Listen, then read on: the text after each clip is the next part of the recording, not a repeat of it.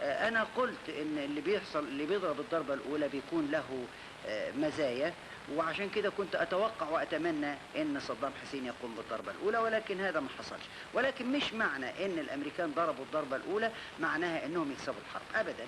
هي بتديهم مكسب مرحلي، ولكن الحرب ما زالت طويلة. نتائج الضربة الجوية الأولى ما نعرفهاش بالظبط. هم حصلوا دلوقتي ضربوا ضربة أولى وضربوا ضربة ثانية بعد بضع ساعات.